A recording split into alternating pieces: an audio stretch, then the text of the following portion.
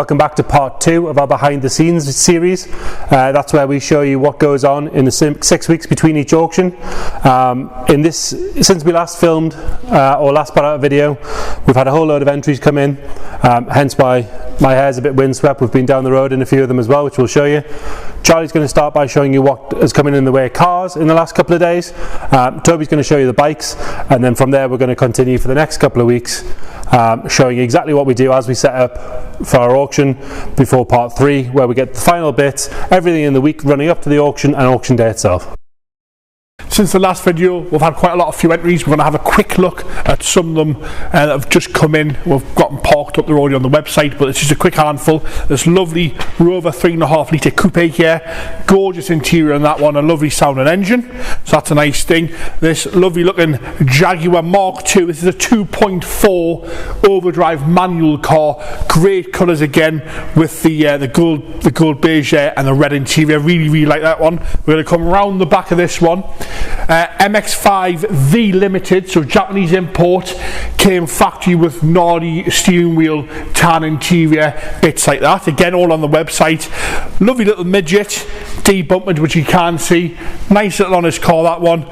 A rather nice looking Rover 2000 SC in blue with a tan interior. Wants a little bit of bodywork here and there, but again, nice base to start with. XJS, this is the 3.6 litre straight 6 car, not a V12. Just trying to remember them all. Lovely little Austin here as well, an honest little car that is. Really like that one. I'm sort of flying through them. We're going to go straight to traction advant here. Charming Citroen traction advant. In love with this car. Nice little engine on that as well. Really like that one. Onto the sort of modern hardtop folding convertibles. You've got the Lexus SC430, which is the V8, the Mercedes SL500, again another V8. Onto the R129 with the factory hardtop, this one, nice black roof on there in green, and that is the SL320, that one, so it's the 3.2 straight 6. You've seen this Mercedes. We're straight onto the Escort Cabby as well. Nice car, this one. Needs a few little bits finishing off on it, but it's already had the paint job, the money's been spent on that. You've got the Mondale ST Gear X, again a load of car for a family estate, that one. We're still going, we're rushing through them. I've got a Series 3 Land Rover, one of the later ones. It's got a 300 TDI in it, that one, and a galvanised chassis. The camera's over there we go. And then last but not least, this lovely Nissan Elgrand. Just had the doors fixed, they work off Mind Power. Both doors electric on this one, opening and closing. Loads of space in there for the family. Electric blinds, all the toys. You push of a button and away the door goes. And that's what's coming. We've got loads more on the way in as well. So keep updated on YouTube, on the website, and we'll do another walk around video probably the end of next week for part 3. So as well as cars, we do bikes. This week we've had 10 come in. We're going to have a quick look at them. As well as, just like the cars, they get full photographed video to walk around video and start up. And we'll see what we've got. So we've got a BSA Gold Star come in, lovely looking bike again. And this one's a bit of a rare thing. This Honda, it was built to rival the Ducatis, which it did for 2 years in a row. Got a couple of extra modifications, but we do have the standard exhaust and hangers and everything with that one to go back with that. Nice Triumph Thunderbird here, in nice original looking condition. But this one for me isn't my favourite one, which is the Suzuki GT750, otherwise known as the Kettle. To see one in that condition is very good. We've got a little Honda Hornet, and then another Kawasaki Ninja here, another with his first one, but anyway, Kawasaki Ninja, that's in very good condition, not long had a fresh repaint and everything, according to the vendor. We're got a Aprilia 1000, which is a nice touring bike. I think that one's low mileage, you have to double check.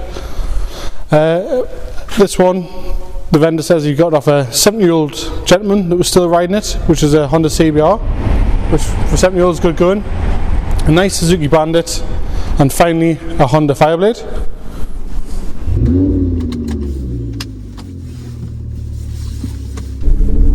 This business, like any other, does have its ups and downs. We've got long days, long nights, huge amount of work, especially for being such a small team.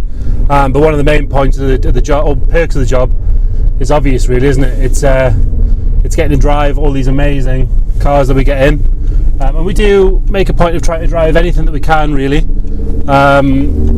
Weather permitting, especially this time of year, it's starting to get a bit easier, but we're not going to take a super clean 1950s classic down the road when it's caked in snow, ice and salt. But today it's sunny, it's dry, there's no salt on the road, and we've got an R8 V10 Spider to drive. We're not going to miss that opportunity. I don't think anybody that calls themselves a car fan would. But again, it also has a practical side to it. If someone wants to know how this car drives, for example, on these R8s, a clutch is a big deal. You know, the manual is the one you want, but you certainly don't want one if the clutch is awful. This one, for example, I now know from driving it, the clutch is fantastic. It has an aftermarket exhaust on it. What's that like for drone? What's it like for noise? You don't want it to be spoiling it. Again, I know the answer to that.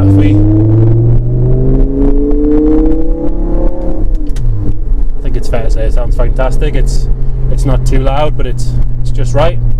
And then again, it's a positive side of the job, so we're definitely going to take advantage of that. But it's not just supercars. We'll drive anything. I think pretty much everything that's been through the doors in the last week, 10 days, I've driven, with the exception of one or two. And if I haven't driven it, Charlie or Toby or my dad will have driven it. Again, like I say, unless that's just not possible, which can be the case sometimes. You know, like I say, we're not going to take particularly fragile cars out in the salt and snow. But something like this, you're always going to be alright.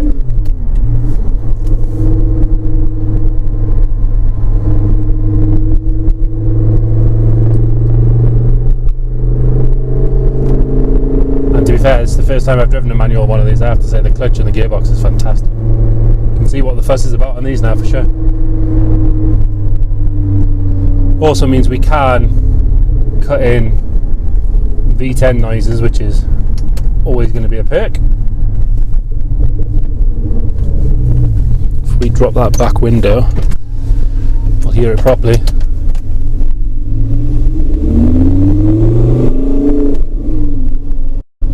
Obviously low slung, sport, supercar, firm suspension.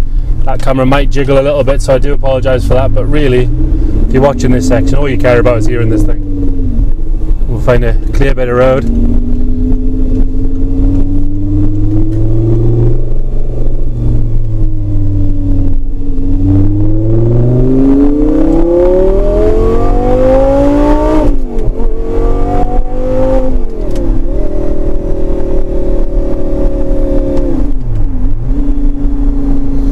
Definitely not complaining of that, but again, this is why we do these things. A, I'm going to do it anyway because it's a great thing to do, but B, we can answer the questions honestly to a customer now, and we will do it honestly. If this thing had an awful clutch and a load of rattles and wobbles, then I would be telling anybody that asked, and I would point it out in the walk around video.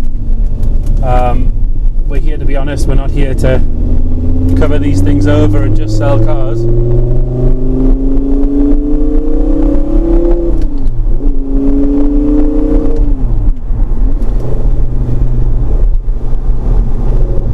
To anyone buying this, keep an eye on the speedo because you'll lose your license very quickly.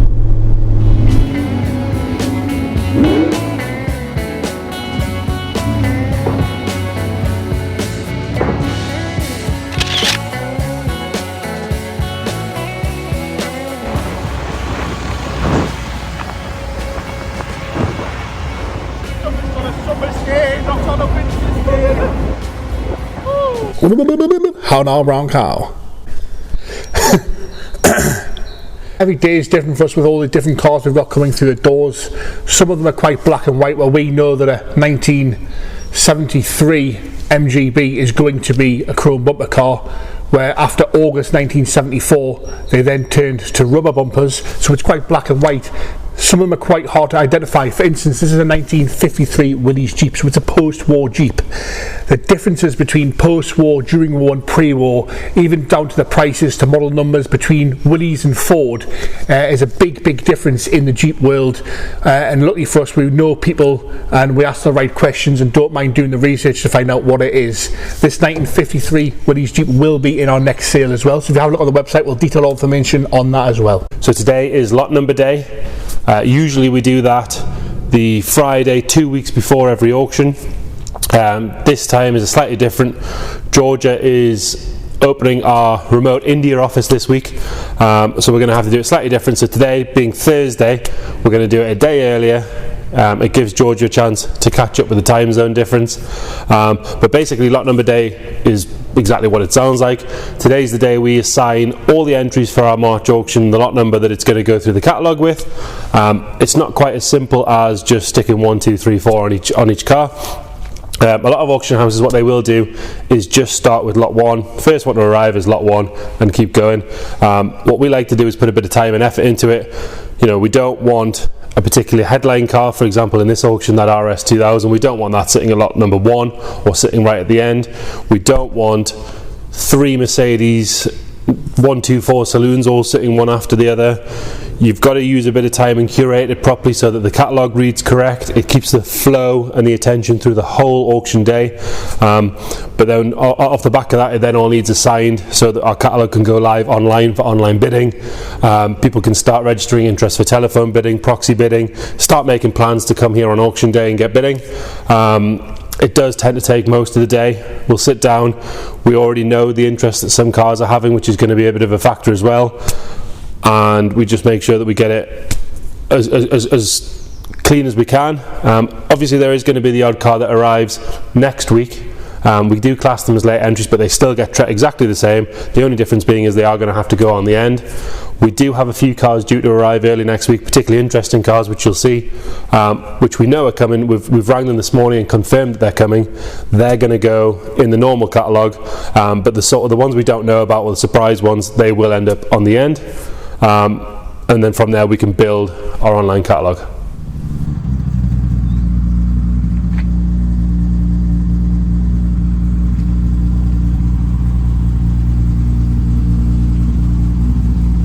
On my way back from a place called Kibblesworth, which is just in top of County Durham, where, you know, tiny way really.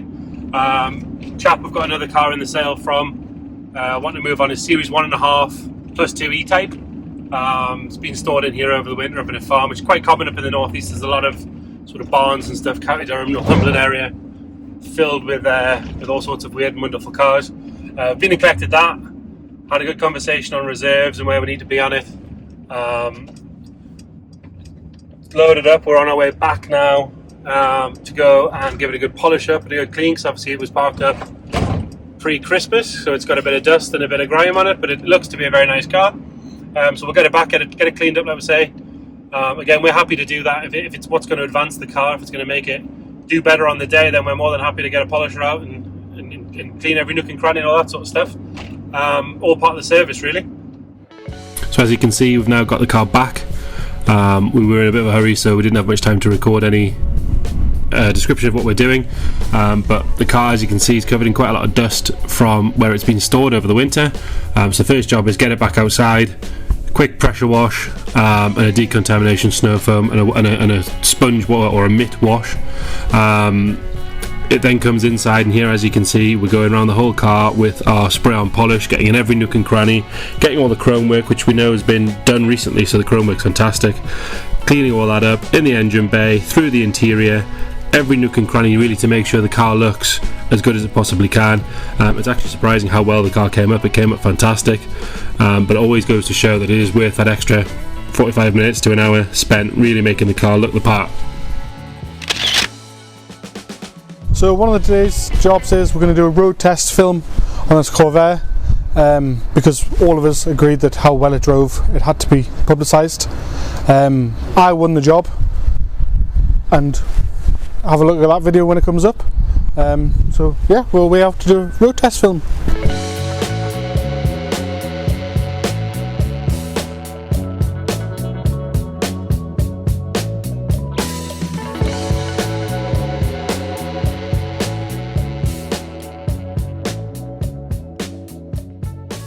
So although we're doing this video taking you through the process of one auction start to finish, it is important that we keep building a pipeline of cars coming through for the rest of the year, and we keep maintaining that, which is why we can do 150 to 200 cars every 6 weeks.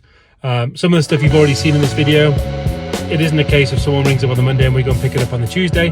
We've probably been speaking to that owner, especially some of the special stuff, for weeks, months. Perhaps we've been speaking to them while they've been restoring it, or while they're using it, or starting to think about selling it. We're having the conversations already. That being said, I've just been to a house in the city centre of Newcastle to have a look at a collection of cars and motorbikes, to give them a good idea. A bit of a deceased estate situation. Some of the bikes are in slightly worse condition than we'd like.